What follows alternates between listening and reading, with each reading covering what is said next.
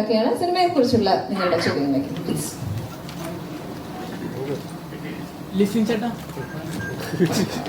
അപ്പോൾ റീസെന്റ് ആയിട്ട് ഒരു ഇന്റർവ്യൂവിൽ പറഞ്ഞിട്ടുണ്ടായിരുന്നു കാന്താര പോലെ ഒരു പാനിക്ക് ഹിറ്റ് ആവാനുള്ള ചാൻസ് ഇടിക്ക് ഉണ്ടെന്ന്. അത് എപ്പോൾ മുതലാ തോന്നി തുടങ്ങിയത്? ഈ സിനിമ കണ്ടു കഴിഞ്ഞപ്പോഴാണ് അങ്ങനെ തോന്നിയത്. പിന്നെ ആകെ ഒരു പോരായ്മ എന്ന് പറഞ്ഞാൽ സുരാജേട്ടനെ വെച്ചിട്ടാണ് നമ്മളൊരു വലിയ റിസ്ക് എടുക്കുന്നത് എന്നുള്ളൊരു സംഭവമുള്ളൂ.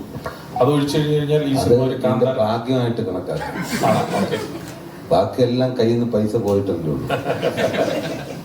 അല്ലല്ല, ഈ സിനിമയുടെ ഒരു കണ്ടന്റ്, ഒരു മെയിൻ പ്ലോട്ട് എന്ന് പറയുന്നത് എല്ലാ ലാംഗ്വേജിലും വർക്ക് ചെയ്യാൻ പറ്റുന്ന ഒരു കണ്ടന്റ് ആയിട്ടാണ് തോന്നിയിട്ടുള്ളത്. അതുകൊണ്ടിട്ടാണ് അങ്ങനെ പറഞ്ഞത്. ഇപ്പൊ കാന്താര എന്ന് പറയുന്ന സിനിമ ഞാൻ പറഞ്ഞു, ഇവിടെ നമ്മൾ ആദ്യം 4 സ്ക്രീനിൽ മാത്രമേ ഉള്ളൂ റിലീസ് ചെയ്തിട്ടുള്ളൂ. അത് കഴിഞ്ഞിട്ട് അത് 150, 250, 350 ഇവിടെ ഒരു വലിയ ഷെയർ വന്ന ഒരു സിനിമയായി, ഗ്ലോബലി അതൊരു വലിയ ഷെയർ വന്ന സിനിമയായി മാറി. അപ്പം അതൊക്കെ പ്രതീക്ഷിക്കുന്നു. ഇപ്പൊ സിനിമകൾ നമുക്ക് അറിയാൻ പറ്റൂല്ലോ. സിനിമ ഇറങ്ങിക്കഴിഞ്ഞു കഴിഞ്ഞിട്ട് പ്രേക്ഷകരാണ് തീരുമാനിക്കുന്നത് ഇത് സ്വീകരിക്കണോ വേണ്ടയോ എന്നുള്ളത്. അപ്പം എല്ലാ സിനിമകളും നമ്മളിങ്ങനെ സിനിമകൾ നിർമ്മിക്കുമ്പോൾ നമ്മുടെ അതിൻ്റെ ഒരു ഭാഗമാണ് പ്രൊമോഷൻ കൊടുക്കുക, അതിൻ്റെ ഇന്റർവ്യൂസ് കൊടുക്കുക എന്നുള്ളത്. അപ്പം അന്നേരം ചോദിക്കുന്ന ചോദ്യങ്ങൾക്ക് നമ്മുടെ രീതിയിൽ നമ്മുടെ മനസ്സിൽ എന്താണോ അപ്പോൾ ആ ഒരു ഉത്തരവായിട്ട് വരുന്നത് അത് നമ്മൾ ഷെയർ ചെയ്യുക എന്നുള്ളതാണ്. സോ നമ്മളോട് അങ്ങനെ ചോദിച്ചു, നമ്മൾ നമ്മുടെ പ്രതീക്ഷയാണ് പങ്കുവെക്കുന്നത്. എന്തായാലും 100 കോടി 200 കോടി മിനിമം പഠിക്കുന്ന ഒരാൾ കൂടി ഉണ്ടല്ലോ അല്ലെ നമ്മുടെ ഒപ്പം. ഈ IMDb റേറ്റ് പ്രകാരം ഇന്ത്യയിൽ ഏറ്റവും കൂടുതൽ കാണാൻ ആഗ്രഹിക്കുന്നത് ഇപ്പോ മാർക്കോ ആണെന്ന് പറയുന്നുണ്ട്. ഇപ്പോ മാർക്ക് ഒരു വെല്ലുവിളിയാണെന്ന് വിചാരിക്കുന്നുണ്ടോ? അല്ല, മാർക്കോ ഫസ്റ്റ് ഷോയ്ക്ക് കണ്ടിട്ട് സെക്കൻഡ് ഷോയ്ക്ക് കണ്ടാലും മതി. അങ്ങനെയുള്ളപ്പോൾ മാർക്കോയ്ക്ക് അങ്ങനെ ഒരു റേറ്റിംഗ് ഉള്ള സ്ഥിതിക്ക് മോർണിംഗ് ഷോ അത് കണ്ടിട്ട് നമുക്കൊരു മാറ്റിനി പോലെ കിട്ടിയാലും മതി. അതെ, സുരാജേട്ടാ, നമ്മളിപ്പോ നേരത്തെ പറഞ്ഞല്ലോ സൈക്കോ അല്ല, സൈക്കോ എന്ന് പറയണ്ട എന്ന് പറയുമ്പോഴും സിനിമ കണ്ടു കഴിയുമ്പോൾ നമുക്ക് തോന്നുന്നത് പല പ്രേക്ഷകർക്ക് പല രീതിക്കായിരിക്കുമല്ലോ. പക്ഷെ എനിക്ക് ഈ സിനിമ ഇപ്പൊ എവിടെയെന്ന് കുറെ നേരം ട്രെയിലർ കണ്ടു. നിങ്ങൾ വരാൻ താമസിച്ചപ്പോൾ അത് തന്നെ ഇട്ട് കണ്ടോണ്ടിരിക്കുകയായിരുന്നു. വൈകിയപ്പോഴേ കണ്ടു കസേര എടുത്ത് അടിക്കുന്ന ഒരു സീനുണ്ടോ, അത് നമുക്ക് എല്ലാവർക്കും ഭയങ്കര ഇഷ്ടപ്പെട്ട ഒരു ഇതാണ്. ഇത്തരം സീനുകൾ ചെയ്യുമ്പോൾ ആ ഡയറക്ടർ പറയുന്ന സീൻ ചെയ്യുന്നു എന്നുള്ള അത്തരം സീനുകൾ ചെയ്യുമ്പോൾ സുരാജേട്ടന് മനസ്സിൽ തോന്നി എന്തായാലും ആ ഒരു സീൻ ചെയ്യുന്ന സമയത്ത് ആ ക്യാരക്ടറായിട്ട് നിൽക്കുക എന്നുള്ളതാണ്. പരമാവധി ആ ക്യാരക്ടറായിട്ട് നിൽക്കാനായിട്ട് ശ്രമം നടത്തിയിട്ടുണ്ട്. ഇങ്ങനെ ഈ സിനിമയിൽ എത്ര അഴിഞ്ഞാട്ടം ഉണ്ടാവും? സിനിമയിൽ ഉടനീളം അഴിഞ്ഞാട്ടമാണ് എല്ലാ സീനും. അതായത് ഈ സിനിമ ഒരു നിങ്ങളെ ഒരു 2 മണിക്കൂർ ഫുൾ എൻഗേജിലായിരിക്കും. നിങ്ങൾ കണ്ടുകൊണ്ട് നല്ല എൻഗേജ്ഡ് ആയിട്ടുള്ള മുഹൂർത്തങ്ങൾ അതിനകത്തുണ്ട് എന്നുള്ളതാണ് ഏറ്റവും വലിയ സന്തോഷം. എൻഗേജിങ് ആയിരിക്കുക എന്നുള്ളതാണല്ലോ. അത് നിങ്ങൾ 2 മണിക്കൂർ ഉറപ്പായിട്ട് എൻഗേജ് ചെയ്യും. സുരാജേട്ടനാണെങ്കിൽ ശരി, ലിസ്റ്റിനാണ് എല്ലാ ഇന്റർവ്യൂവിലും പറയുന്നത് ഈ സിനിമ വളരെയധികം പ്രേക്ഷകർക്ക് ഇഷ്ടപ്പെടുന്ന ഉറപ്പ് തന്നെ തരണം. നിങ്ങൾ ഇങ്ങനെ ഇത്രയും ഉറപ്പ് തന്ന ഒരു സിനിമ വേറെ ഉണ്ടോ എന്ന് ചോദിച്ചാൽ എനിക്ക് സംശയമാണ്. ഞാൻ സുരാജേട്ടനെ ഇന്റർവ്യൂ എടുത്തിട്ടുണ്ട്. അത്രയും ഉറപ്പ് തരണമെങ്കിൽ അങ്ങനെയല്ല. ഇപ്പൊ ഹൈദർ അലിയുടെ ഇന്റർവ്യൂ, ഹൈദർ അലിയുടെ പെരുമാറ്റങ്ങൾ, ചോദ്യമൊക്കെ കാണുമ്പോൾ പ്രേക്ഷകർക്ക് അല്ലെങ്കിൽ ഇത് കാണുന്നവർക്ക് തോന്നി ഇവർക്ക് ഒരു ഇടി കൊടുക്കാതെ രക്ഷയില്ലെന്ന് തോന്നൂല. പലർക്കും അങ്ങനെ തോന്നിയിട്ടുണ്ട്. അതാണ് നമ്മുടെ ഈ സിനിമയുടെ ഏറ്റവും വലിയ പ്രതീക്ഷ. കാര്യം എന്താണെന്ന് വെച്ചാൽ സുരാജന്റെ ആക്ടിവിറ്റീസ് കാട്ടുമ്പോൾ ഇവന്റ് പിടിച്ചൊപ്പം കൊടുക്കാൻ നമുക്ക് തോന്നും.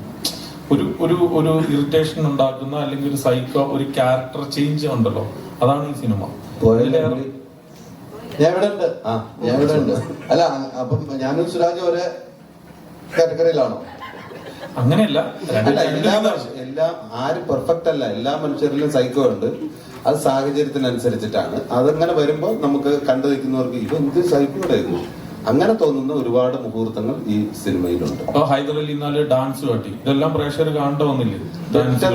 ഇതെല്ലാം പാട്ട് പാടുന്നു, തുള്ളുന്നു, ഇതെല്ലാം കാണികൾ കണ്ടുകൊണ്ടിട്ടിരിക്കുകയാണല്ലോ. അപ്പൊ അങ്ങനത്തെ ഒരു ചെറിയ ലിസ്റ്റിലും ഒരു സൈക്കോ ഉണ്ട്. അതാണ് ഈ വേഷത്തിൽ നിർത്തിയിരിക്കുന്നത്.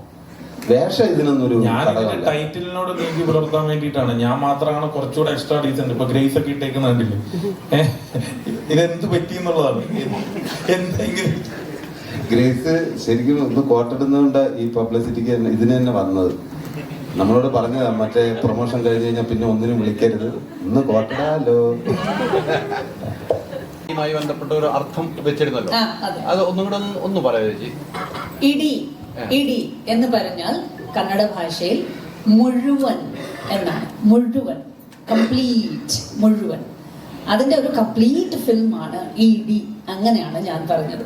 കന്നഡയില് ഇപ്പൊ കന്നഡയില് ഡബിങ് ചെയ്തു എന്ന് വെച്ചു.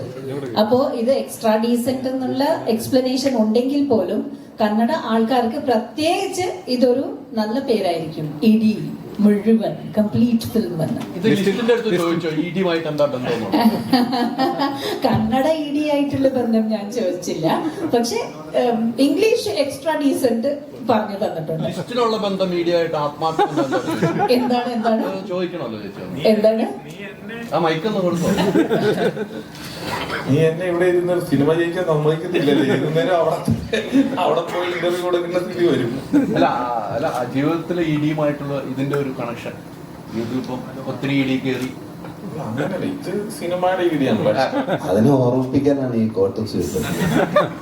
ഇത് സിനിമയുടെ ഈടിയാണ്. അതായത് ഇപ്പം നമുക്ക് ചുമ്മാ ഇപ്പം നമ്മള് എപ്പോഴും ഒരു പേടിയോടെ അല്ലെങ്കിൽ നമുക്ക് ഒരു റെസ്പെക്റ്റോടെ അല്ലെങ്കിൽ അങ്ങനെ ഒരു കാണേണ്ട ഒരു കാര്യമാണ് ഇ ഡി എന്നുള്ളത്. നമ്മൾ കേട്ടിട്ടുള്ള ഒരു ഇ ഡി എന്ന് പറയുന്നത്. ഇതിപ്പം അതുകൊണ്ടിട്ടാണ് അത് ആ ഇ ഡി ആയിട്ട് യാതൊരു ബന്ധവുമില്ല എന്ന് നമ്മൾ ഒരിക്കൽ കൂടെ വീണ്ടും വീണ്ടും ഓർമ്മിക്കുന്ന വിധത്തിലാണ് നമ്മൾ എക്സ്ട്രാ ഡീസെന്റ് എന്ന് കാരണം നാളെ ഇവിടുന്ന് ലെറ്റർ വരാൻ പാടില്ലല്ലോ. അല്ല 20 കഴിയുമ്പോ ശരിക്കും ഇടി വരും. നല്ല ഹിറ്റൊക്കെ ആയി കഴിയുമ്പോൾ വരട്ടെ, ഇൻകം ടാക്സോ ഇ ഡിയോ ആർക്കും വേണേലും വരാലോ. സുരാജേട്ടൻ ഒരു ടൈറ്റിൽ കൊടുക്കുകയാണെന്നുണ്ടെങ്കിൽ ഇപ്പൊ ഇത്രയും പേര്